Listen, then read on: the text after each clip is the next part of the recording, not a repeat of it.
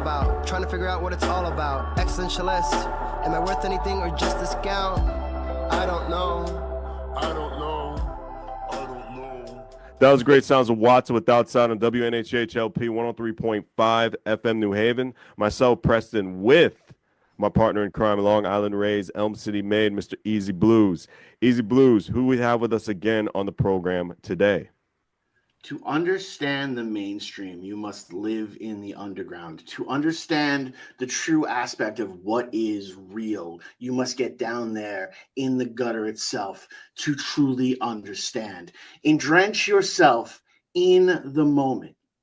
From there, you will see hero upon hero upon hero upon hero.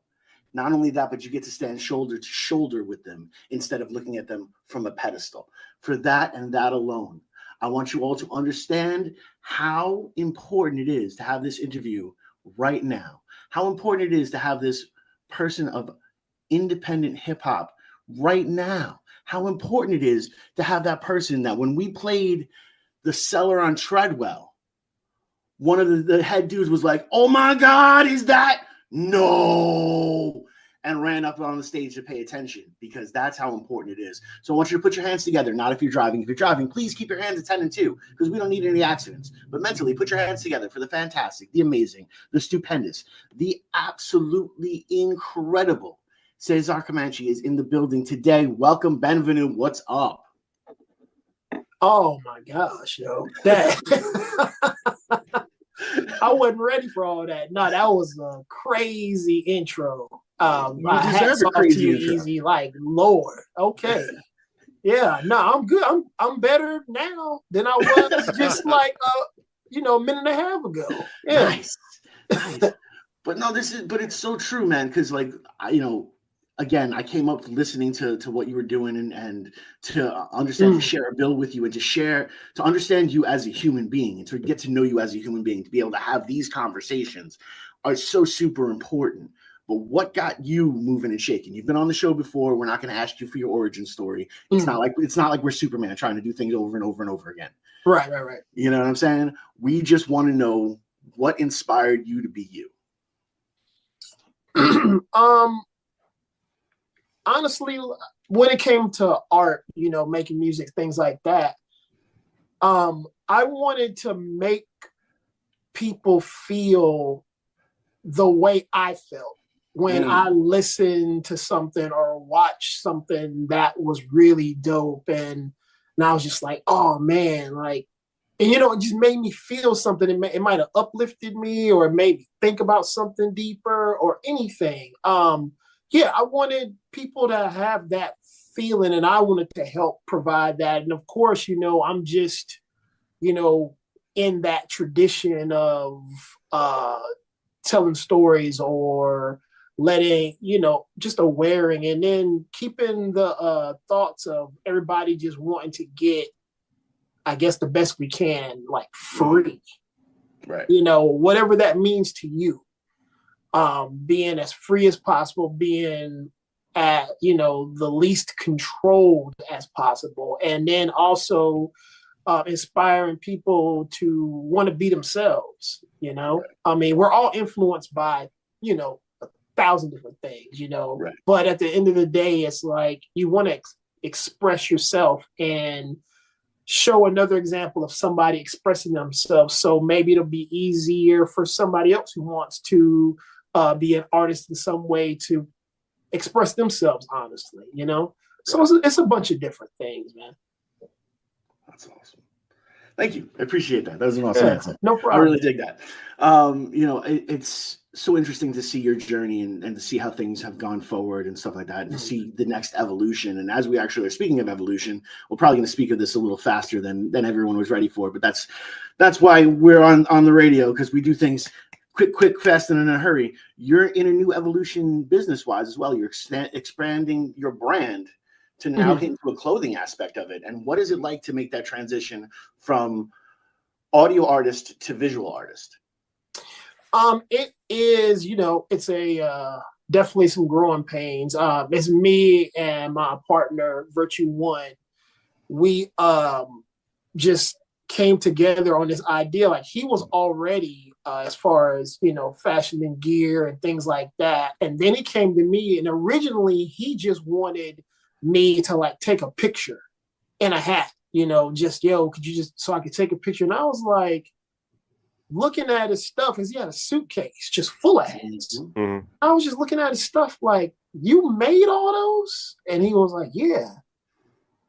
So I said, okay, like, how long you been doing this? And it had only been like maybe 5 months at the time. So this was probably in last May of 2024. Wow. And I was like, I don't want to get, just if I'm overstepping, just let me know. But how would you feel about having a partner instead of me taking a picture in his hat? And he was like, yo, like that would be real dope. So I was like, all right. So we, had meetings and things like that. And as far as learning this business, and we became official in June of 2024.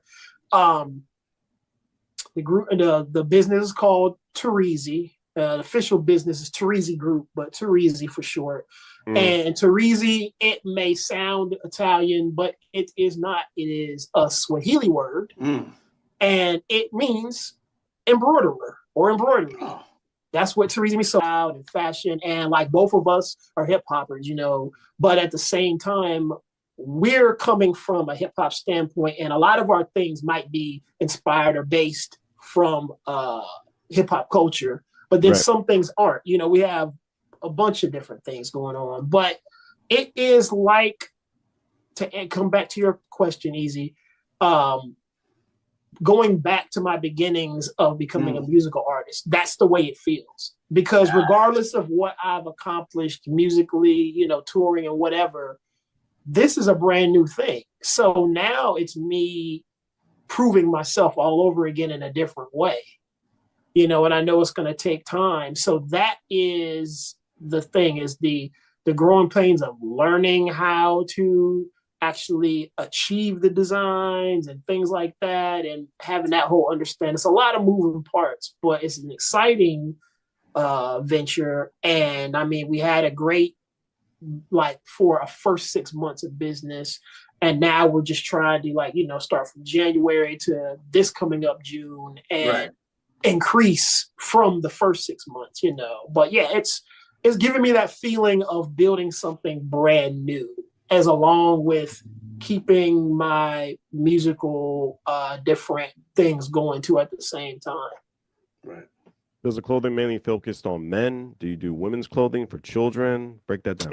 Yeah, all of it. Yeah, man. So it doesn't even matter. Whatever that needle will go through, then we can do it. So we're, right now, we've just done our first, because it's a chemist that he has a lab coat, and we designed the actual insignias and everything for his lab coat. And he's going to be teaching kids, and then all of them are going to, when they join his class, are going to have lab coats when they do the chemistry, and they'll have their own style of student lab coats. And so that's cool. Yeah, man. So we're trying to venture into all different types of positive things like that, What is your definition of consistency? Because you seem to be a very consistent person when it comes to achieving your goals, being an entrepreneur, being a go-getter. How do you maintain that positive mindset? Because I get a lot of that from you. My thing, as far as being an entrepreneur and being consistent, is I feel like maybe not disregarding, but overcoming and the fear of no. You might see the things some of the things I've accomplished, things like that, but it's like, okay, but what you don't see is how many things didn't work. You see what I'm saying? And and I tell my partner, we're going to have to plant 100 trees to get 10 of them to grow and bear fruit. So that's the thing. And understanding that's what you're going into when you start anything, and being okay with that and not letting that get you down.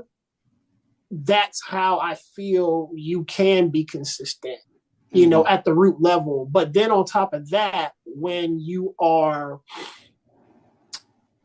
executing whatever it is you're trying to accomplish, make sure that you're putting all the effort to have your T's crossed and I's dotted. So stuff doesn't look, even though let's just say your budget might be a really low budget to make whatever happen.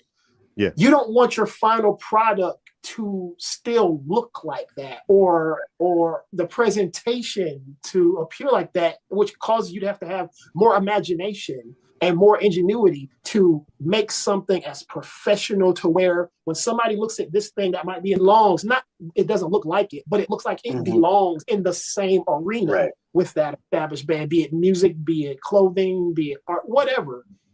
You're just not just doing something and trying to get away and just be done and cut corners the best way, you know, as easy as you can, and make it as simple for you as you can, and put out the least amount of effort. Because at the end of the day, you know, when it comes to music, your music needs to be tight. You need to be good at what you're doing, but then also the packaging and the artwork and everything still needs to also be an experience within itself.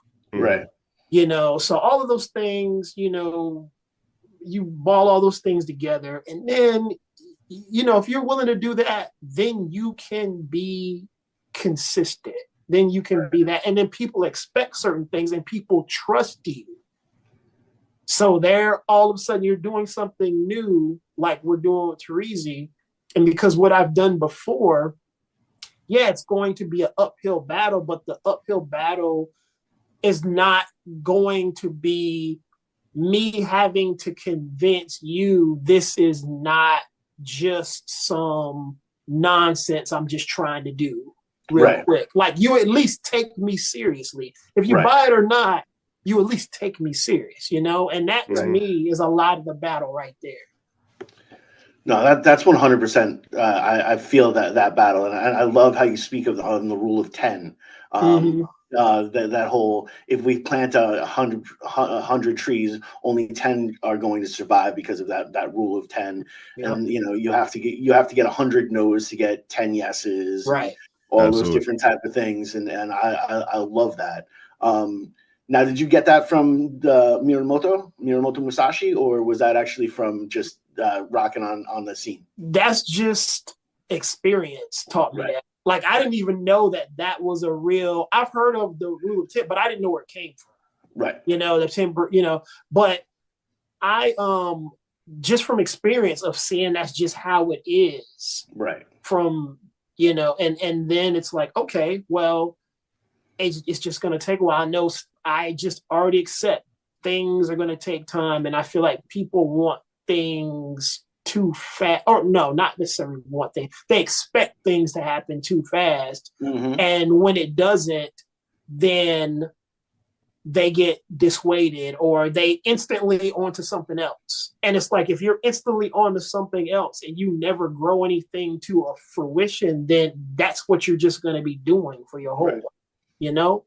And sometimes, let's say what you're trying to accomplish may be like, I'm trying to do A, B, and C is what my goal is.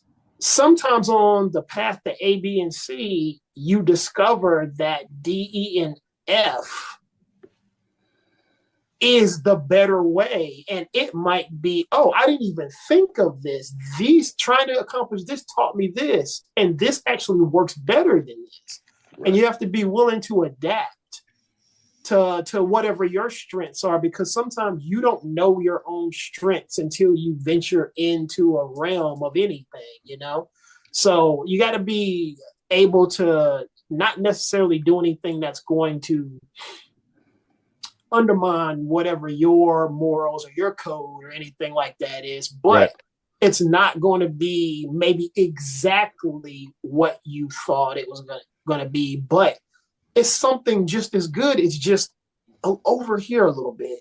Right. And then sometimes when people see that, oh, all I got to do is shift a little bit right here and it'll work, because it's not exactly what they said it was, they just explode the whole thing that way too. And they're like, I refuse, and it's over. Right. And it's just like, but yeah, man, it's a lot that goes into that type of stuff. No, that's awesome, and thank you for being so open and sharing that, because not a lot of people like to share that internal grind and hustle type of motivational stuff that going on there. Yeah. So I want to give you your flowers for that. Most definitely. Appreciate you for real. What made you decide, other than just seeing that this man had the hustle, had the understanding, put out those hats himself and was really grinding? What made you say, okay, this is the next venture? What was that switch? It was a few things, and that's a great question, Easy. Well, me being in the music game for so long, and I mean, you do other things like, you're engineering for other people, you're doing shows, you're figuring out all the different ways to monetize your talents and things like that, right? Right. For the last 20 years, I've been watching, so 2005, I've been watching the value of music just go down every year. There you go. And my love of being creative in that way is still the same, but it's just the value of the, so it's like every year you're fighting more of an uphill battle to even the perception of people when it comes to music. It's something that's free. Like it's just supposed to be free. And the goal used to be, when I first started, actually, when it came to albums, you're in the studio making these records, then making an album, packaging all this stuff. But the goal was to sell the album. Right. Now the goal is you do all the same stuff, recording, writing, being studio situation, all these different things. You're putting in the same work, spending your same resources on, I heard it. That's dope. Like the goal is just so somebody can hear it. Yeah. And that's it. And they pat you on the back, and it's just like, it was dope. And then they hurt, and then they don't think about it. After a week, it's gone out of their minds. And I just started seeing that more and more and more. And and to me, streaming is a double-edged sword. And I see it as a thing to where it's a record deal all of us signed, but it's the worst record deal that's ever been created on the face of the earth. And there have been really bad ones. I mean, we've talked about on the show before how many really bad record deals there have been. I mean, look at Billy Joel. Look at TLC. We can go on and on and on. But this was by far the worst record deal in the history of record deals. Yeah. And we're supposed to thank them for it. Exactly. And as bad as TLC's deal was, streaming is way worse than that. Oh, yeah. Right? And we didn't even get to negotiate it. It wasn't even nothing. You had a choice, nothing. It just is what it is, right? Yep. So I was looking at that, and then I was looking at the hats, and I was thinking to myself, like, nobody just considers hats or clothing as something they should get for free. Mm-hmm. It just was going in my head while he was showing me. And I was like, you can't stream a hat. You can't stream a shirt. You can't stream a hoodie. Not at all. So I was like, So now I said, this is a business I can start where all I'm doing is convincing people to buy this. I'm not convincing people you should buy this whole thing, period, at all first, like I am with music. Then once I convince you that you should buy music, then now I got to convince you should buy my music. Mm-hmm. This is now me just convincing you should buy my gear instead of me having to prove to you that you should even spend money on anything like this at all. Right. So I was like, well, then this is going to be way easier than what I already do. Right. And I've always had a visual design bag. When I really got hardcore into music, I didn't have time to exercise that anymore. Right. So yeah, it was really a thing of practicality and a thing of, this is something I can do that is outside, completely unaffected by that horrible record deal that we've all, not everybody, but most all of us are in. Yeah. Oh, yeah. Yeah, on WNHHLP 103.5 FM New Haven, myself, Preston, and my partner in crime, Mr. Elm City Made, Long Island Rays, Mr. Easy BlueZ. My question.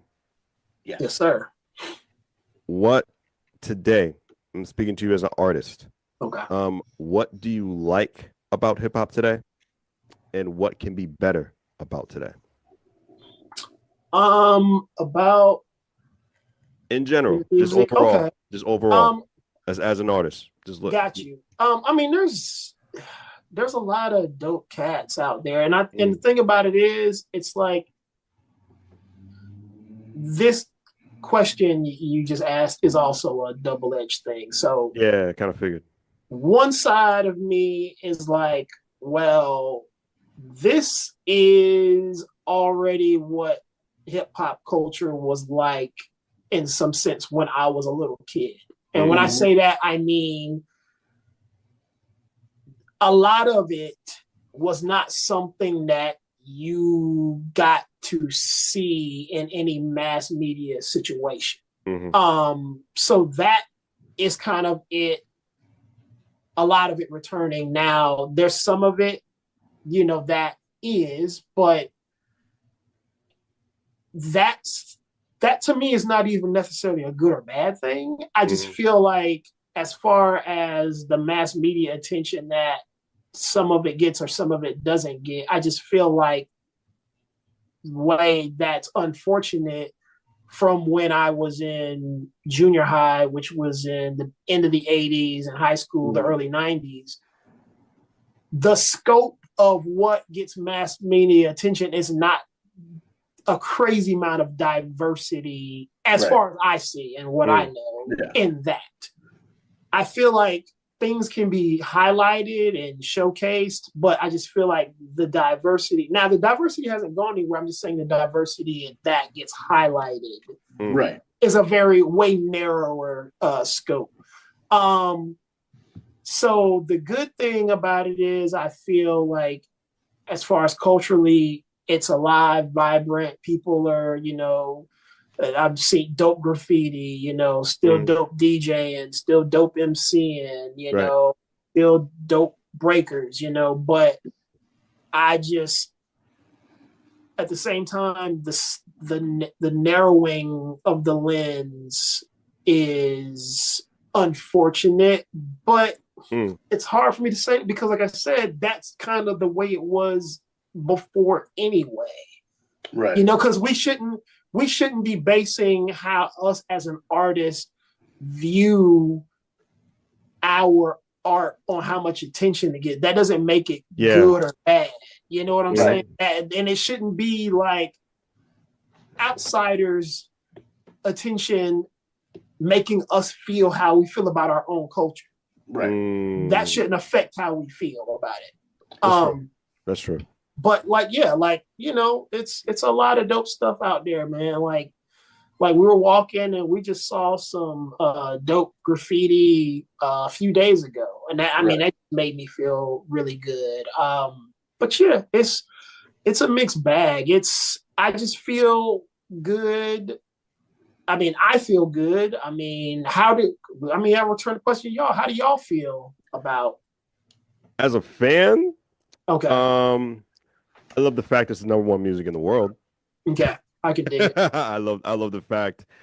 I just don't like the fact, and I don't want to sound old or sound like a bitter person at all. I just feel there's a mentality out there, a bad mentality that anybody can do it. That's what I feel. Right. I'm looking at it as a fan that anybody can do a hip hop song. Anybody can go up there with a beat because as far as on demand, you can get a lot of stuff on demand when it comes to hip hop music now. It's crazy. Right. Back then, I'm just talking about me. I'm in my late 30s. Like 20 years ago, it was hard to get that DMX album. It was hard to get that Jay-Z album. But now everything is an instant and on demand to go. And then you have stuff with SoundCloud and different other applications where people can make their own music. And some of it's amazing that I never heard of. And other stuff is I know you didn't try. Yeah. At all. Yeah, no, I feel what you're saying. Yeah, that's what you're saying. Definitely is two-sided also. It is like two-sided. It really is. The access of it's like, oh, that's great that like people can make things now, but like, no, I agree 100%. It's too many people making things just because you can. Yeah. And that dilutes it and just makes stuff out of control at that point. Yeah, for sure. And it's not just hip hop. It's in my opinion, every other genre of music as well too. You got a lot of people who just go up there. Oh, if he can just play the guitar, I could just do it and do some hits too. And out of nowhere, you know, maybe you get that one catchy hit. They think they're the most superstar of all time, but how can you top it? How can you make it better each and every single time? That takes practice, that takes work, that takes dedication and passion.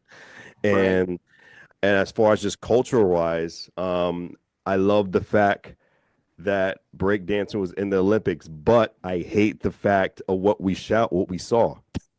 Yeah, see, and like, that don't make it. I never didn't understand that either, because I was like, how in the world did she even get past? And I'm just talking about one in particular person. Yes. How in the world did she get past the first elimination round in her local area? Like, that doesn't make sense to me.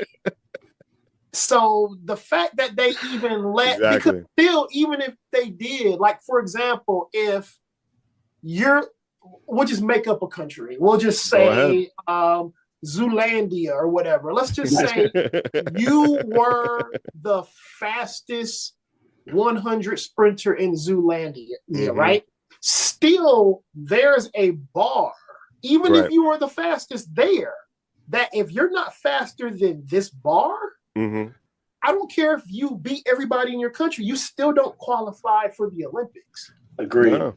And that's how that situation should have been treated. Like, it doesn't matter if you're the best in your state or country or whatever. If it's not over a certain bar, you still aren't good enough. Well, not only that, but the way that they actually did the rules and sabotaged it, where you could only use one trick per thing, and like, how are you taking my freedom of expression away? That's true. You know, by stating this, I'm not saying what that person did was anywhere close to acceptable. Right. I still think that person needs to be dragged and dealt. But absolutely. I'm saying that she didn't also have that much on her side, because the rules were set up to let them fail. It was meant to fail, if I'm being honest with you. And they do that a lot with the different aspects of culture and stuff. And to chime in a little bit on what you guys were talking about before, you know, I feel, yes, at any point in time, anyone can do it, but that's what music has always been. And I'm talking about multi-genre. You know what I'm saying? Multi-genre, you know, what inspired that artist to become that artist was, oh my God, this dude who looks like me, he sounds like me, has done this. I can do it myself.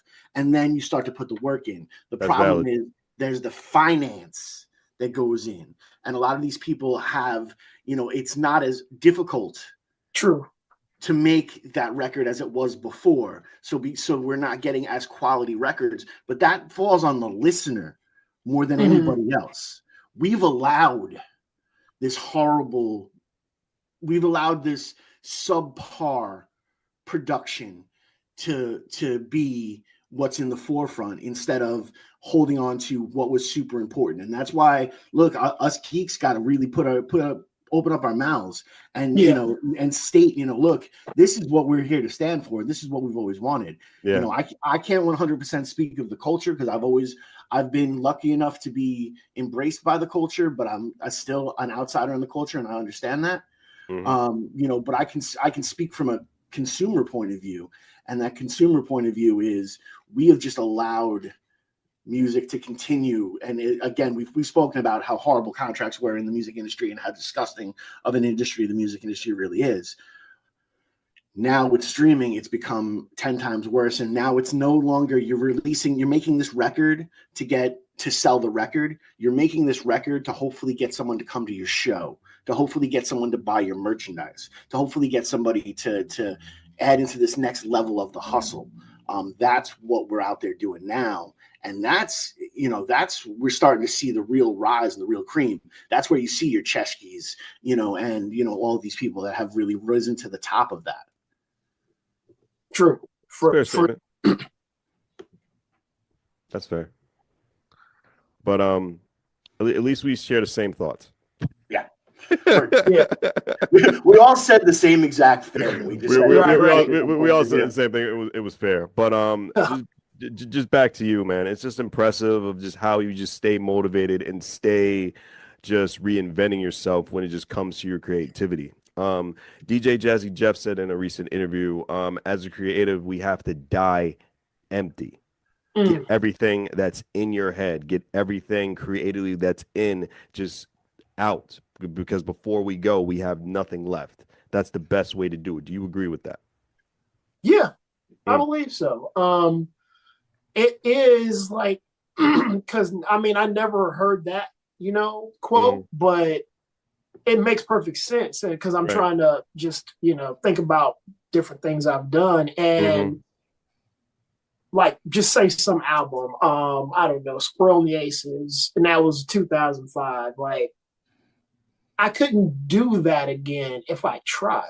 And it would be a failed attempt. But that was everything that was supposed to be in that moment, and all I could do, and the best I could do in that moment, and that's why I try to especially look at my stuff and not get bogged down into anything, because you grow. When I put out an album, any album, then my skills are better than that album now when it finally comes out. So I can't get bogged down into like, I should have did it like this or put emphasis on this way, or I could have said it. No, that was the best I could do then.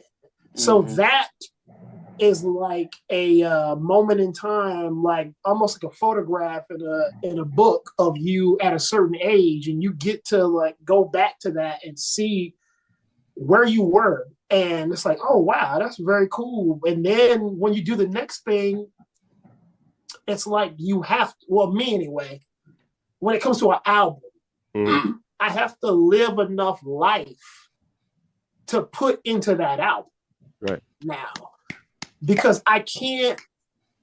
People do it. I just personally can't do it. I can't make an album. All right, this album's out, and then 3 weeks, 4 weeks, 2 months, 5 months later, another album's coming out. It's like I haven't lived enough life yet. Right. Yeah. Because I really put a lot into. I'm not just saying words that rhyme or whatever. I'm putting a lot into this, and I gotta recharge. So yeah, and then I have to grow. I have to do things because the thing is, if I did that, then I would be making the same album again that just sounded different. It might be different beats or whatever, but it'd be the same album, just I'm saying it different. Right. But I see what he's saying though. But yeah, it's kind of like, yeah, you gave everything on whatever that is. And now you have to wait to get enough back to do it again. So no, that's a real dope quote, huh? Yeah, I'm already starting to write a song from it. I'll be honest. Yeah, I was like, must die empty. Wrote that line down. I like that. But that's one of the most incredible things about inspiration is it can come from anywhere. Yes, it can. Where was the strangest place that you pulled inspiration from? Oh man, strangest place that I pulled inspiration from.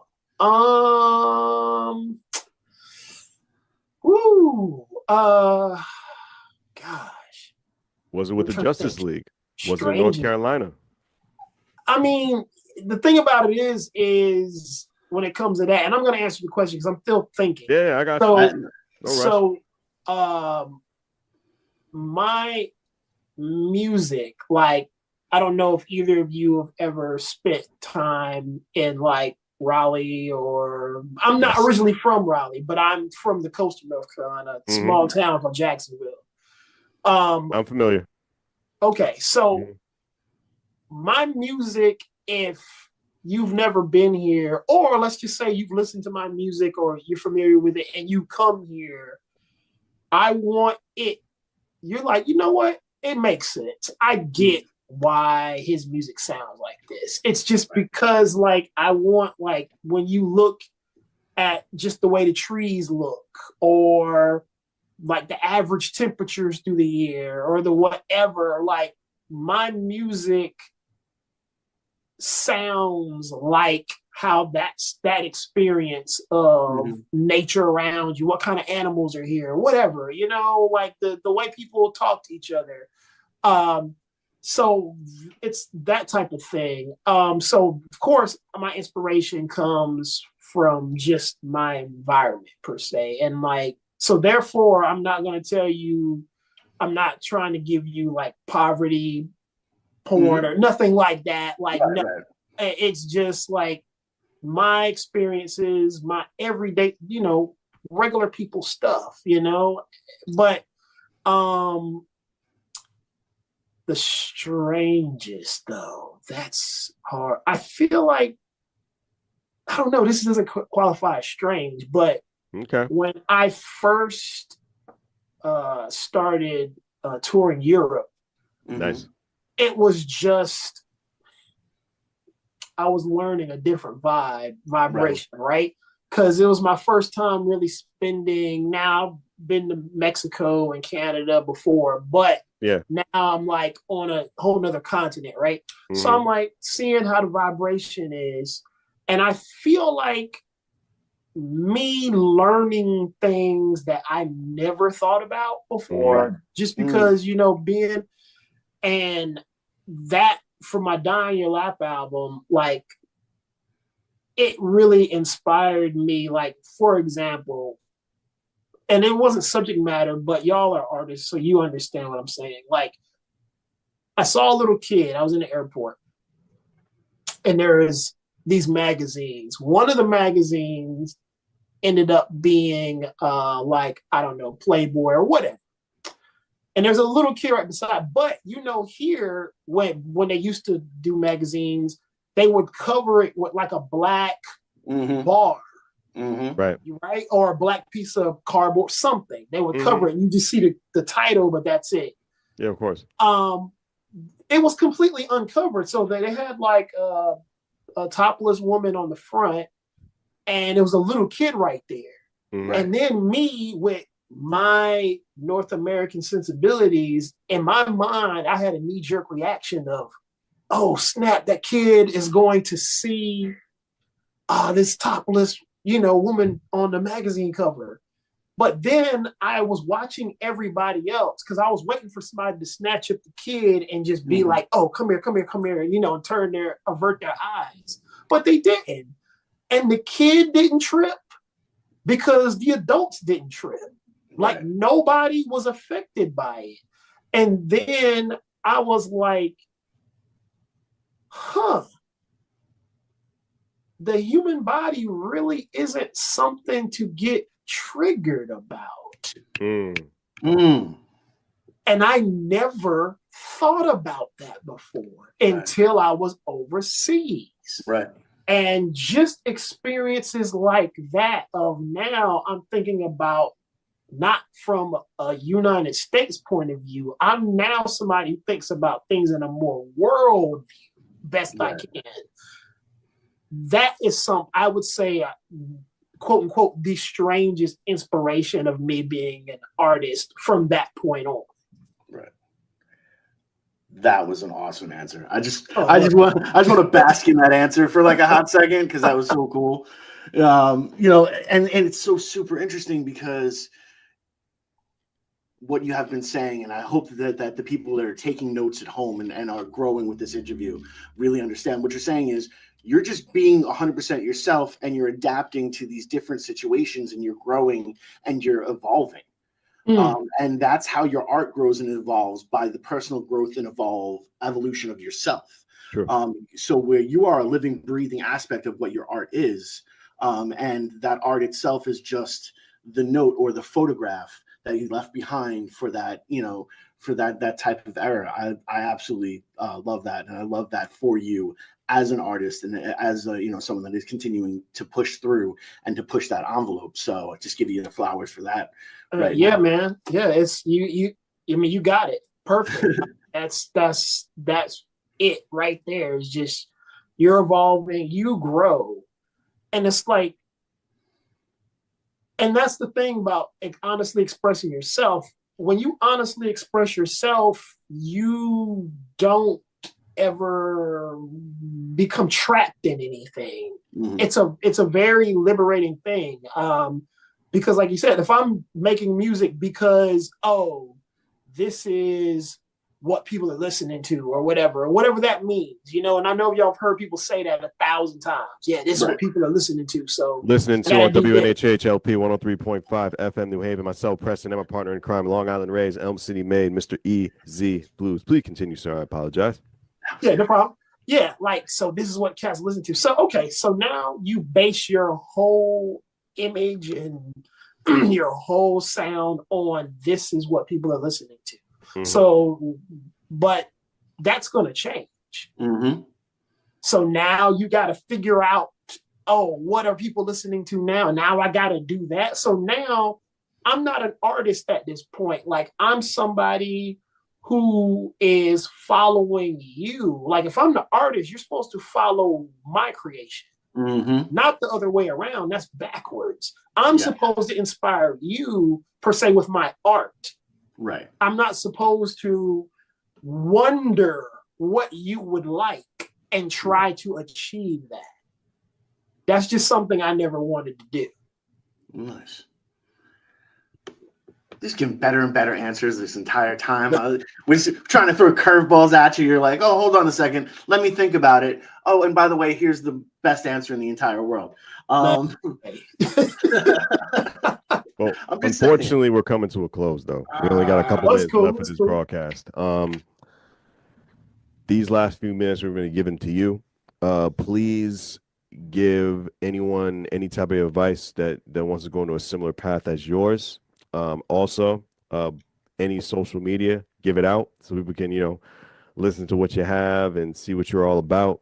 And plug yourself. Tell me about any events. Tell me about the clothing company. Tell me about music. Word. Past music. This is all you, man. Go ahead. Word. Okay, so I'm just gonna start off just with the plug. So CesarComanche.com, CesarComanche.com. You can go there, and then that'll take you to my entire discography and different things like that. And then at the top, there is a banner that you can click on, and that banner will take you to the fashion line, Teresa. And then you can get all types of just dope stuff. And we do custom things too.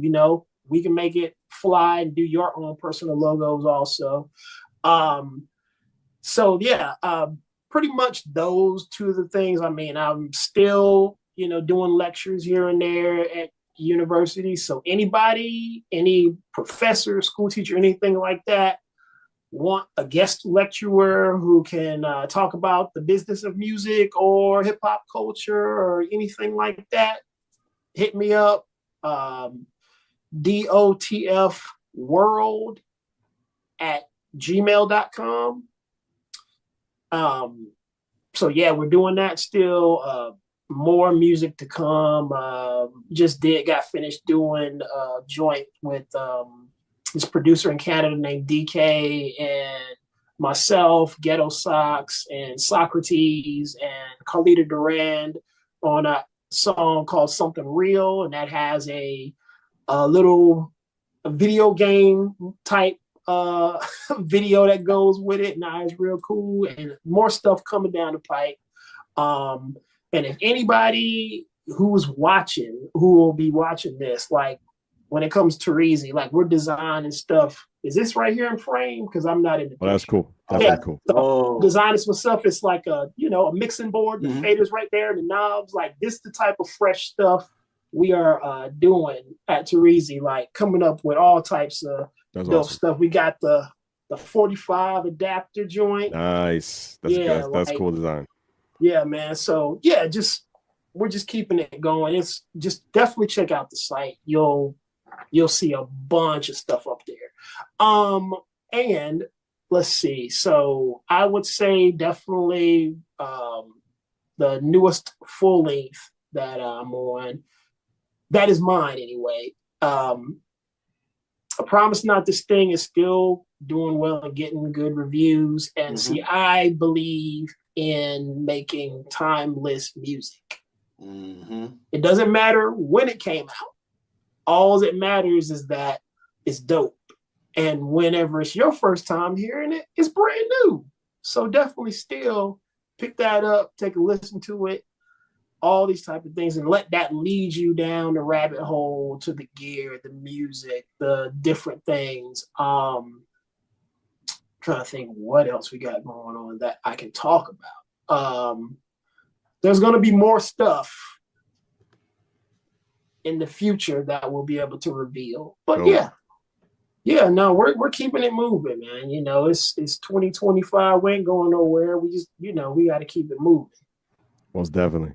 Cesar, thank you so much. We appreciate you. Myself, Preston, and my partner in crime, Mr. Easy BlueZ, on WNHH LP 103.5 FM, New Haven.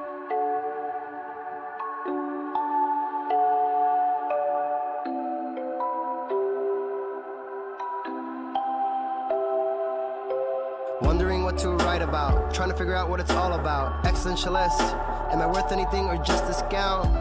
I don't know.